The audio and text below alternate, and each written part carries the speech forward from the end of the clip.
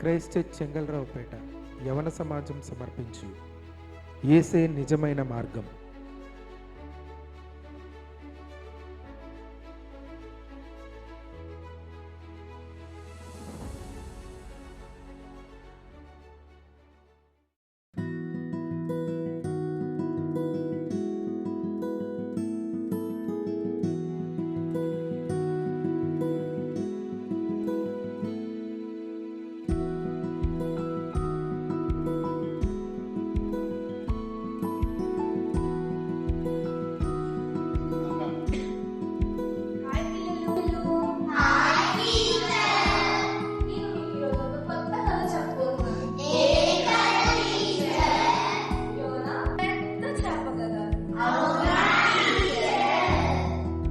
యోనాతో దేవుడు ఒకరోజు మాట్లాడాడు. ఏంటంటే, నువ్వు నినవే పట్టణానికి వెళ్ళి అక్కడ ప్రజలందరికీ నా గురించి చెప్పు, అక్కడ ప్రజలకు వాళ్ళు చేస్తున్న చెడ్డ పనులన్నీ మానుకోమని చెప్పు అని చెప్పేసి యోనాకి చెప్తారు. కానీ యోనా గారికి చాలా కోపం వస్తుంది. ఎందుకంటే అక్కడ ప్రజలందరూ చాలా చెడ్డవాళ్ళు కదా, నేను చెప్పి వెళ్ళి ప్రయాసపడ్డం ఎందుకు అని చెప్పేసి యోనా గారు అనుకుంటారు. అయితే యోనా గారు సముద్ర పొడ్డుకు వెళ్ళి అక్కడ నినవేకి వెళ్తున్న బోటు కాకుండా స్పెయిన్ కి వెళ్తున్న బోట్ని ఎక్కేస్తారు. నినవేకి స్పెయిన్ కి చాలా దూరం కదా. అయితే దేవునికి చాలా కోపం వస్తుంది, నేను చెప్పిన మాట వినలేదు అని చెప్పేసి. అందుకు స్పెయిన్ కి వెళ్తున్న బోటు పైన పెద్ద తుఫాను రప్పిస్తారు. సముద్రపు తుఫాన్లు చాలా పెద్దగా ఉంటాయి కదా. అయితే అప్పుడు యోనా గారు అనుకుంటారు, ఈ తుఫాన్ అంతా నా వల్లే వస్తుంది అని చెప్పేసి దేవునికి కోపం వచ్చింది అనుకొని అక్కడున్న ప్రజలకు ఏం చెప్తారు, నన్ను సముద్రంలోకి పడేయండి, మీకు ఈ తుఫాన్ అంతా తగ్గుతుంది అని చెప్పేసి అని ప్రజలకు చెప్తారు. అప్పుడు ప్రజలకి ఏం అర్థం కాక యోనా గారిని సముద్రంలోకి పడేస్తారు. సముద్రం లోపలికి లోతులోకి ఇంకా లోతులోకి యోనా గారు వెళ్ళిపోతారు. అయితే అప్పుడు ఒక పెద్ద చేప వచ్చి యోనా గారిని మృంగివేస్తుంది. ఆ చేపని ఎవరు సిద్ధపరిచారనుకున్నారు? దేవుడే ఆ చేపని, యోనా గారు వస్తారు, నువ్వు సిద్ధంగా ఉండు, యోనా గారిని నీ కడుపులో 3 రోజులు 3 రాత్రులు నీ కడుపులోనే ఉంచు, నినవే పట్టణానికి క్షేమంగా చేరదీయు అని చెప్పేసి దేవుడు చేపకి చెప్తారు. అయితే అలాగనే ఈ చేప యోనా గారిని మింగేసి తన కడుపులో పెట్టుకుంటుంది. చేప కడుపులో చాలా చీకటిగా ఉన్నది. అయినా సరే యోనా గారు దేవునికి ప్రార్థన చేస్తూ, దేవుని స్తుతిస్తూ, దేవుని మహిమపరుస్తూ దేవునికి ఒక చిన్న ప్రార్థన చేస్తారు. దేవా నన్ను క్షమించు, నేను తప్పు చేశాను అని చెప్పేసి. అప్పుడు ఆ చేప స్పెయిన్ నుండి నినవేకి ప్రయాణం చేస్తుంది. ప్రయాణం చేసి నినవే పట్టణం దగ్గర యోనాని కక్కివేస్తుంది. అప్పుడు యోనా అనుకుంటాడు, నేను క్షమించమని అడిగాను, నేను చాలా పెద్ద తప్పు చేశాను, దేవుడు అయినా సరే నన్ను క్షమించారు అని చెప్పేసి అనుకొని అక్కడున్న ప్రజలందరికీ దేవుని గురించి చెప్పడం మొదలు పెడతాడు. అక్కడున్న ప్రజలందరికీ, రాజుగారికి అందరికీ, మీరు చేస్తున్న తప్పులన్నీ మానుకోండి, మీరు చేస్తున్న పాపాలన్నీ మానుకోండి, మారు మనసు పొందండి, దేవుడు మిమ్మల్ని క్షమిస్తాడు, దేవుని దగ్గరికి వెళ్ళి మీరు పాపాలన్నీ ఒప్పుకోండి అని చెప్పి సువార్త చెప్తాడు. అయితే యోనా చెప్పిన మాట అక్కడున్న ప్రజలందరూ విని దేవునికి ప్రార్థన చేయడం మొదలెడతారు. దేవా మమ్మల్ని క్షమించు, మేము తప్పు చేశాము అని చెప్పి దేవునికి ప్రార్థన చేయడం మొదలు పెడతారు. ఇక్కడ అందరూ ఈరోజు టీచర్ చెప్పిన వాక్యం విన్నారా? విన్నాము. మనం అందరం కూడా పెద్దయి తర్వాత కూడా ఇలాగే దేవుడితో కలిసి ఉండాలి. సరే, మనందరం ఒకే మాట మీద ఉందాం. చూసారా మనం ఎంత వేగంగా పెద్దవాళ్ళం అయిపోయామో. అవును, రేపటి నుంచి మనం కొత్త కాలేజీకి కూడా వెళ్తున్నాం. వెళ్తున్నాం. అవును, రేపటి నుంచి అన్ని కొత్తగా ఉండిపోతున్నాయి. మనకి కొత్త ఫ్రెండ్స్ అంతా కొత్తగా పరిచయాలు కూడా అవుతారు. మీరు చెప్పిందంత కరెక్టే గాని దేవుడు మనకి శామ్స్ 119:105 లో ఒక వాక్యం చెప్తున్నాడు. నీ వాక్యము నా పాదములకు దీపము, నా త్రోవకు వెలుగై ఉన్నదని. దాని ప్రకారంగా మనం నడుచుకుందాం.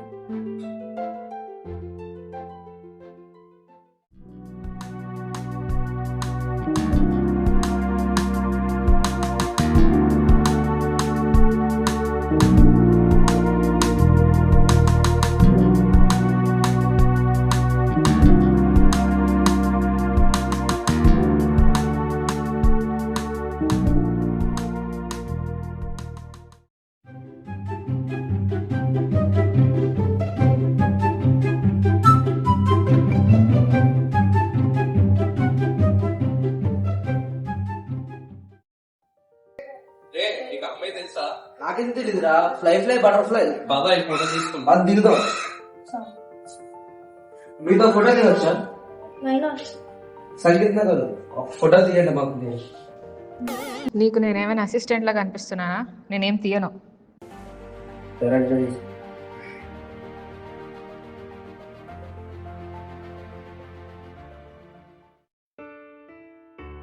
ఫేమస్ అయితే ఇంత బాగుంటుందా? నాకు కూడా అవ్వాలని ఉంది. అవన్నీ నిజం కాదు, వదిలే. పద క్లాస్కు వెళ్దాం.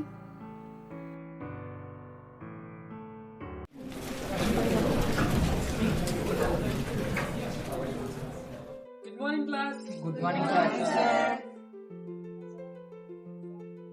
Okay, we'll discuss about today class is product overview.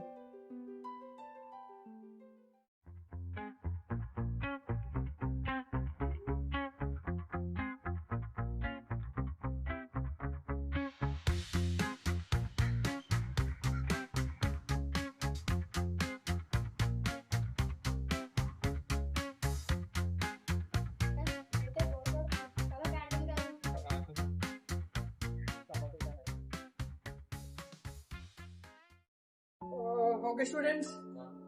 That's all about today's class.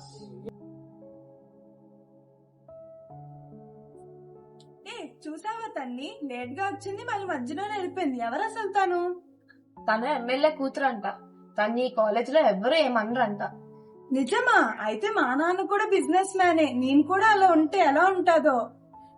అవన్నీ పట్టించుకోక, మన నిజమైన వాల్యూ మన బిహేవియర్ బట్టే ఉంటది.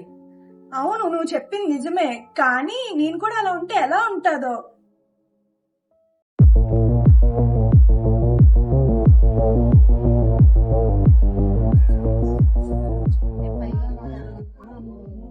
ఏంట్రా గురు ఫస్ట్ రోజు చదివేసుకున్నావు? ఐఏఎస్ ఐపీఎస్ ఇద్దరు వద్దడేమో. సీన్ లేదా రెడీకి? నిన్న సార్ ఏమి ఇచ్చారో రివైజ్ చేసుకుంటా. సార్ చెప్పేది అంతే ఉండదు కదా, క్యాంటీన్ కొత్త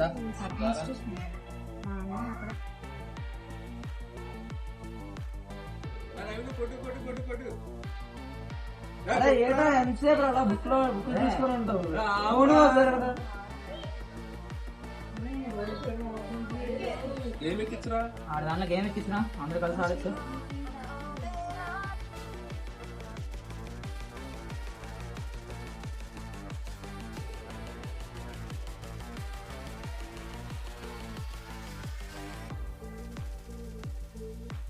క్లాస్ లో ఎందుకు అలా తీసుకొచ్చావు?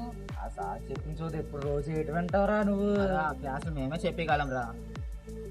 అరే మధ్యాహ్నం 2 అయింది. మ్యాట్నీ షో సినిమాకి వెళ్దాం ఏంటంటారు? ఏంటంటారా? నాకు ఓకే, పదండి వెళ్ళిపోదాం. సినిమానా? ఫస్ట్ టైం రా. అరే మీ ఇంట్లో మేము మేనేజ్ చేస్తాం, ఎందుకు భయపడతావు? పద ఏంటంటే మేనేజ్ చేయలేదు. అదండి వెళ్దాం.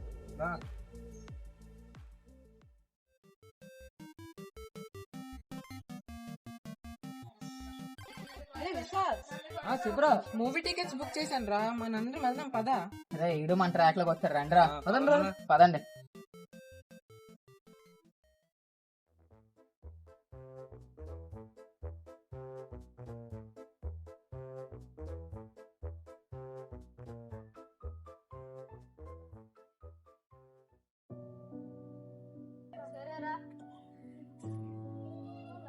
సారీ ఏంటి చూసుకోలేదు కళ్ళు కనిపించలేదా? వీళ్ళంతా కావాలని గుద్దేస్తారు. సారీ చెప్పారు. సరే పద వదిలే. ఏంటి జెసిక ఎలాగైపోయింది? ఆ సంగీతనాన్ని చూసి ఇలాగే తను కూడా జెసిక రూడ్ గా తయారైంది. అవును, చాలా రూడ్ గా బిహేవ్ చేస్తుంది అందరితో. చాలా మారిపోయింది తను. అవునా?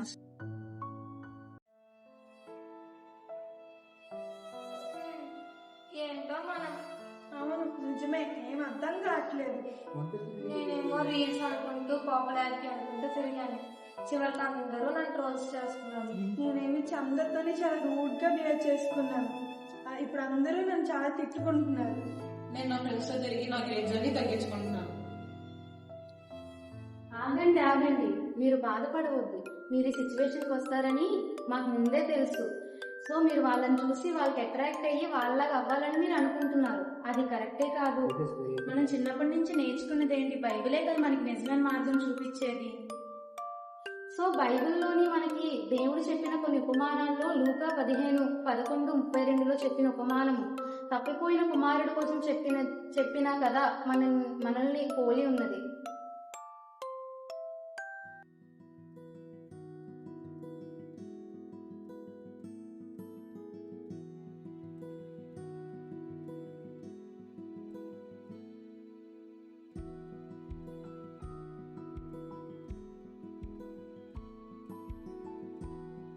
మార్నింగ్ నాన్న.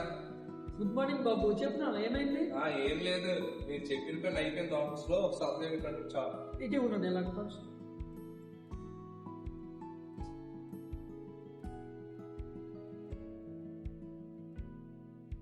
సరేనమ్మా, నీకు ఇంకొక పని చెప్తాను. ఒక వ్యక్తిని నువ్వు కలవాల్సి ఉంటుంది ఈరోజు. కలిసేసి నేను పంపించానని చెప్పు. అలాగే నువ్వు వెళ్ళినప్పుడు తమ్ముడు ఎక్కడున్నాడు? సరే.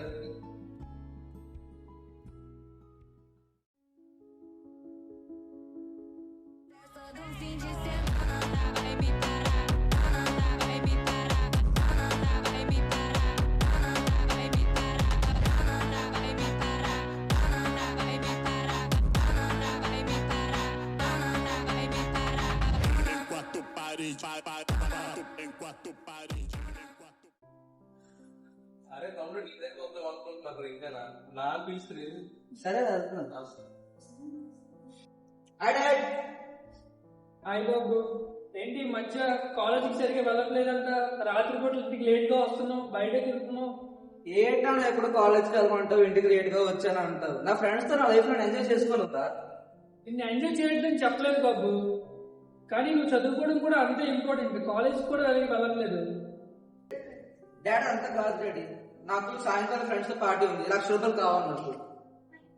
నాన్న, 1,00,000 రూపాయలు అంటే ఇప్పుడు ఎక్కడి నుంచి కాదన్నా? రాత్రే కదా 10,000 ఇచ్చేది నీకు. 10,000 ఎప్పుడో ఖర్చు అయ్యా, 10,000 1,00,000 రూపాయలు కావాలి నాకు. ఇవాళ సాయంకాలం పార్టీ ఉంది ఫ్రెండ్స్ తోటి. అలా కాదన్నా, నీకు ఇచ్చాను కదా, మరి నువ్వు డబ్బులు ఎక్కడి నుంచి తేవాలి? లేవు అన్న, నాకు ప్రతిసారి వాళ్ళు అడుకోవాల్సి వస్తుంది నన్ను డబ్బులు అయినా. నా హాస్టల్లో వాట నాకు ఇచ్చారు అనుకోండి, నా పని అయితే నేను చూసుకుంటాను. అలాగే మాట్లాడతావు ఏంటి బాబు? చిన్నప్పటి నుంచి నీకు ఏం కావాలంటే కొనిచ్చాను, గారాబంగా పెంచాను. నువ్వు అడిగింది ఏది లోడ్ చేయలేదు కదా బాబు. నాకు నా హాస్టల్లో వాటేస్తే పోసుకోమంటారా నన్ను? అలా చేయదు బాబు. లేదు, పోసుకోమంటారా నన్ను హాస్టల్లో వాటేస్తారు? అలా చేయొద్దు. ఒక్క నిమిషం వాడుతున్నాను. పెద్దోడా, ఒకసారి రాను ఇలాగా.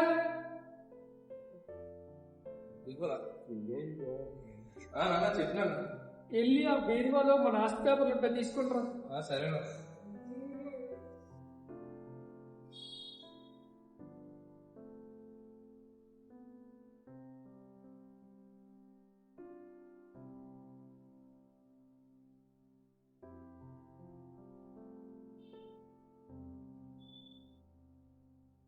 ఇదిగోనా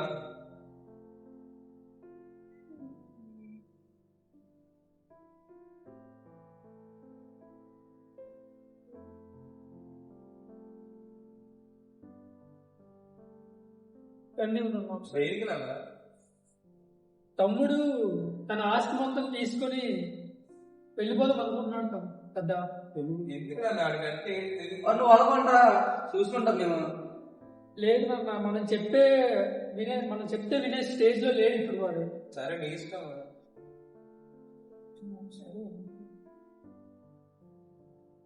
బాబు నేను సంతకం అయితే పెడతాను కానీ నువ్వంటే నాకు చాలా ఇష్టం బాబు.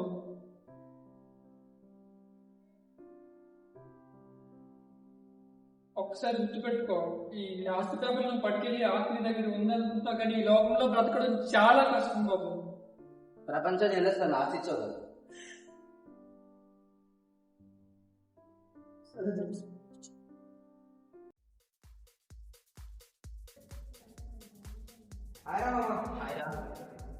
ఏరమ్మా పార్టీకి 1,00,000 తెచ్చావా? 1,00,000 ఆస్తి మొత్తం పట్టుకొస్తాను. అరే బ్యాటింగ్ అవన్నీ తర్వాత, ముందు పార్టీ చేసుకుందాం. ఫ్రెండ్స్, వాళ్ళ పార్టీ ఖర్చు మొత్తం నాదే. వేద్దాం రా, నా ఆస్తి అంతా ఉంది కదరా. నీకు తెలిసిన ఉన్నాడు కదా, ఫోన్ చేయి. హలో, అదే కదా ఒక టీం మీద పెట్టేద్దాం అనుకుంటున్నాను. అరే ఎంతైనా పర్లేదు, నా ఆస్తి మొత్తం ఉంది ఇక్కడ. మొత్తం వేస్తాను పెట్టింది. ఎలాగో సిఎస్కో ఓడిపోతుంది.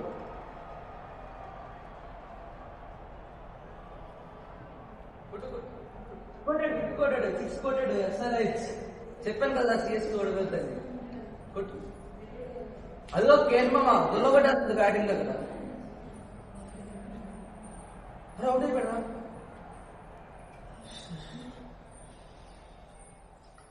మ్యాచ్ చూడకు, బ్రేక్ చేద్దాం. అరే బ్రేక్ చేసేది అయితే మనకి అవకాశం హలో, లేదు. ఎవరో మా అమ్మ ఫోన్ చేస్తుంది.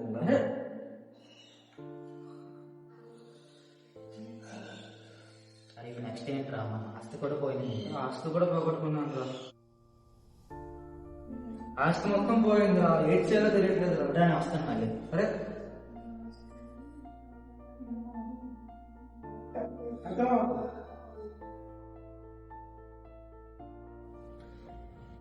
Bill sir. బిల్లా? అమ్మ డబ్బులన్నీ ఎలా కట్టారు ఇప్పుడు? డబ్బులు లేవా?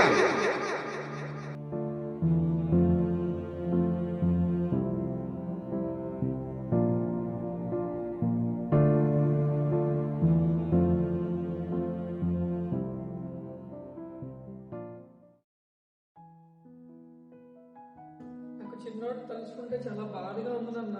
ఎక్కడ ఉన్నాడో ఏంటో, తిన్నాడో లేదో, ఉన్నాడో ఏం చేస్తున్నాడో.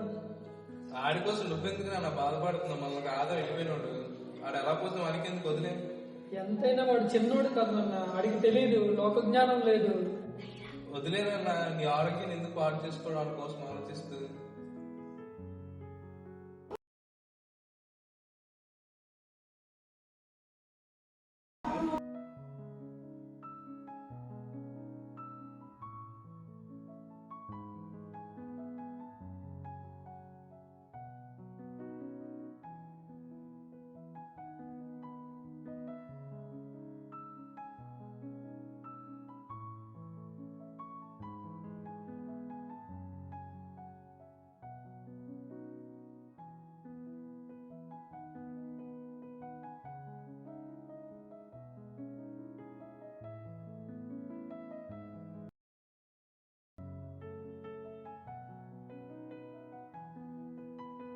నా కొడుకులా ఉన్నాడే.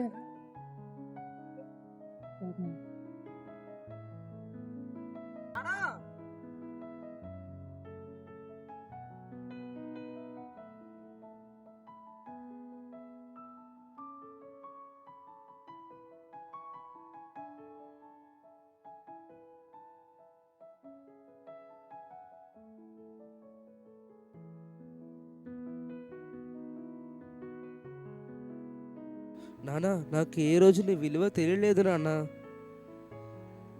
కానీ ఈ లోకం నాకు నీ విలువేంటో చూపించింది. నా స్నేహితులు నన్ను విడిచిపోయారు నాన్న. నేను నమ్మిన ప్రతి వ్యక్తి నా దగ్గర డబ్బులు ఉన్నంత వరకే ఉన్నారు. నాకు ఆకలి వేస్తే పట్టెడు అన్నం పెట్టేవాళ్ళు కూడా లేరు నాన్న. రోడ్డు మీద ఎంగిలి మెతుకులు తింటూ బ్రతికాను నాన్న. నాన్న, నన్ను క్షమించండి నాన్న. నీ కొడుకుగా ఉండడానికి నాకు అర్హత లేదు. నన్ను కనీసం మీ ఇంట్లో పని మనిషిలాగైనా చూడండి నాన్న. నువ్వు పనివాడుగా కాదురా, నా కొడుకుగా ఉండరా. నువ్వు వచ్చావు, నాకు అదే చాలు.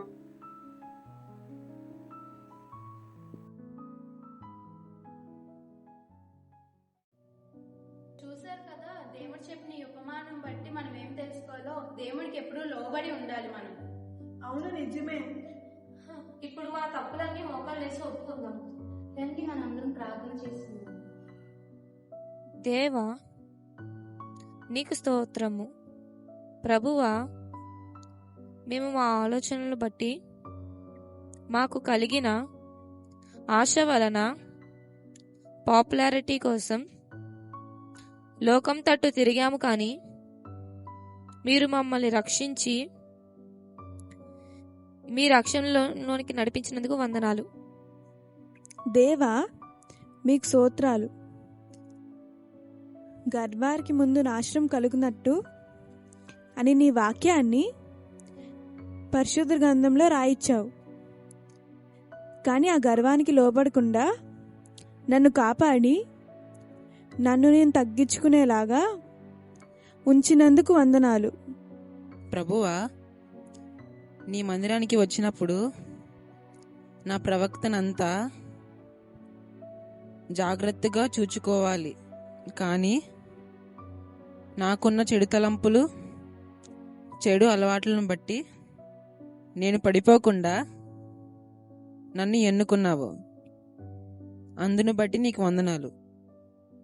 దేవా నీకు వందనాలు.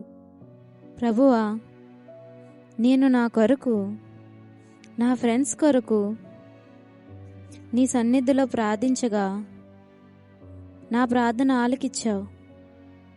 వీరందరినీ దీవించండి. నీ వైపు నడిచేవారిగా ఉంచారు, నీ సేవ చేసేవారిగా ఉంచాలని, నీ మార్గము నుండి తొలగిపోకుండా నీలో నడవాలని కోరుకుంటూ నీకు వందనాలు చెల్లించుకుంటున్నాను ప్రభువా. ఆమెన్.